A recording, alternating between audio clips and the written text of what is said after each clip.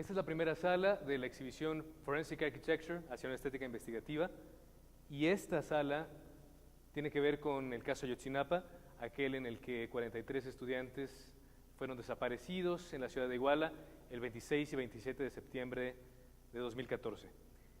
Mi nombre es Irving Huerta, soy reportero de investigación y durante este año estuve trabajando con Forensic Architecture, en este caso, en el caso Ayotzinapa, comisionados por el Centro PRO, el equipo argentino de antropología forense, para ir en este caso. Y lo que hicimos fue analizar muchísimos elementos de información y generar una plataforma que se puede ver en este lado, una plataforma en una computadora que estaría en línea.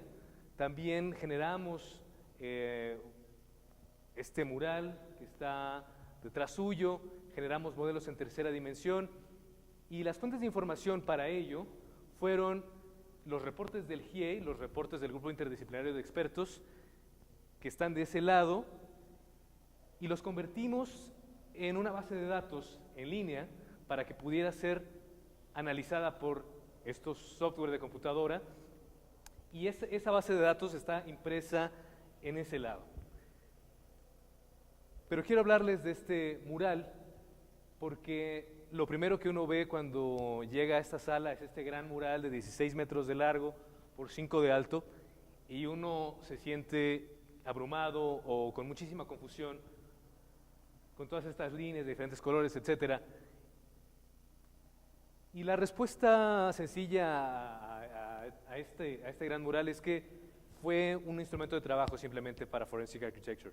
Era una manera de reconocer distintas narrativas de la historia, porque si uno de los problemas de Ayotzinapa es grave, es esta multiplicidad de narrativas, de falsas narrativas, de evidencias y testimonios que no pueden ser confiados de manera total. Así es que esto inició como una herramienta para nosotros en Forensic Architecture para analizar el caso, y quien lo analizó, bueno, fue todo un equipo de arquitectos, periodistas, diseñadores, cineastas en la Universidad de Londres, en Reino Unido.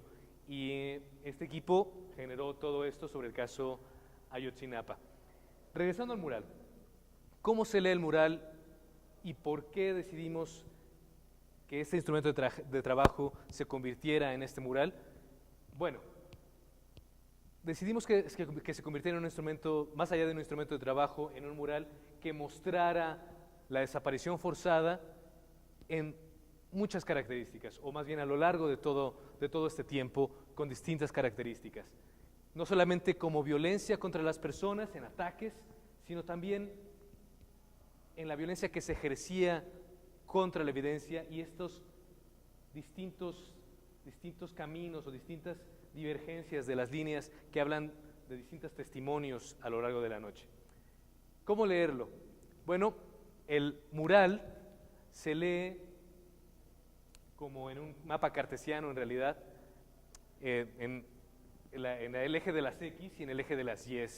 En las X, es decir, en el eje horizontal, está el tiempo, desde la 1 de la tarde del 26 de septiembre hasta las 6 de la mañana del día siguiente. Y el eje vertical son los lugares de interés, de oeste a este, con los lugares principales de aquella noche, los lugares de los ataques, la esquina de Juan Álvarez, por ejemplo, o el Palacio de Justicia, o el cruce de Santa Teresa, donde fueron atacados los avispones. Otros elementos pueden ser vistos en este mural. Los colores significan ciertas personas, ciertas agencias del Estado. En este caso, la línea negra la representamos como la versión oficial, basada en la PGR, y la llamamos la mentira histórica porque la PGR en un primer momento la llamó la verdad histórica. Esta línea en roja, que sigue desde la Escuela Normal Rural de Ayotzinapa hasta los lugares de los ataques, son los estudiantes, pero según los estudiantes, según la versión de los estudiantes. Hay otros colores como el azul, diferentes tonos de azul, que hablan de diferentes corporaciones, desde la Policía Federal hasta la Policía Municipal. El verde, por ejemplo, son los militares. Los colores, estos highlights amarillos, estos etapas amarillas, son puntos que se tienen que las personas tendrían que focalizar, tendrían que poner atención en ellas. También el grosor de las líneas interesa. El grosor de las líneas significa el número de personas que estaban en ese lugar. Así, por ejemplo, las líneas rojas de los estudiantes primero inician muy gruesas y después se van adelgazando, por ejemplo. Y bueno, como se puede ver en este mural, hay contradicciones evidentes precisamente por estas narrativas falsas y esta violencia contra la evidencia que hace que persista la desaparición. Y dado que para el caso de Ayotzinapa estas narrativas falsas son el principal problema, decidimos llamarlo los senderos de Ayotzinapa que se bifurcan, en clara referencia a Borges y esta historia maravillosa del jardín de los senderos que se bifurcan. Pero con Borges había realidades alternativas. En este caso son distintas versiones, algunas falsas.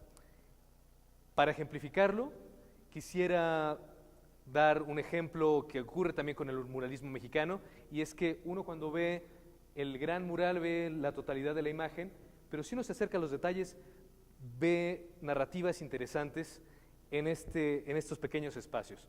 Así que déjenme dar nada más algunos ejemplos. Y el primero es el más evidente, el contraste entre la versión de la PGR, aquí representada como la mentira histórica, y la versión de los estudiantes. Por ejemplo, la hora en la que los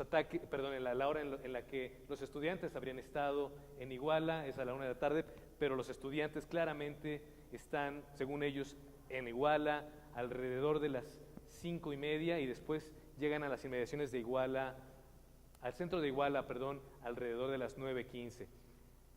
El número de ataques también difiere, ¿no? Aquí hay un solo ataque mencionado por PGR, mientras que la versión de los estudiantes y mapeada por Forensic Architecture son 2 momentos marcados en amarillo.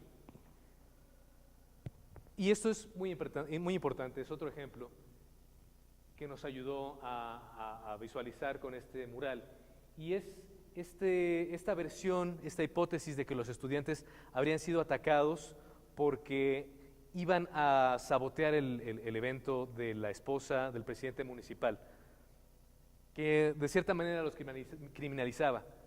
Pero aquí en este mural es muy claro cómo desde las 17:59, desde las 6 de la tarde en realidad, todos los elementos de seguridad, el ejército incluido, la Policía Federal, sabía que se trataba de estudiantes que iban a Iguala a recoger o a tomar autobuses. Y eso lo supieron porque había comunicación al C4. El C4 es un centro de comunicación en el que todas las corporaciones están incluidas. Y aquí las comunicaciones, esta es una de ellas solamente, están pintadas con líneas curvas. Hay otro ejemplo que es interesante y que para poder dilucidar, para poder entender cómo eran estas discrepancias entre testimonios, este instrumento fue útil. Y es las discrepancias en los testimonios de los militares. En esta parte donde está esta mancha amarilla, se representan los testimonios de distintos militares en las que algunos hablaban de su paso por la comandancia de la policía, pero otros militares no lo hacían. Entonces, estas líneas son importantes para ver eso. Hay un detalle importante en este lado también, y tiene que ver con estas líneas moradas que representan a los presuntos miembros del crimen organizado, y que nosotros hemos dibujado o difuminado porque fueron muy posiblemente obtenidas bajo tortura, y entonces no son confiables. Como se puede ver, estas líneas moradas van muy cerca de la línea negra, que es la versión oficial de la PGR sobre el destino final de los estudiantes, que dice que fueron quemados en un basurero en Cocula.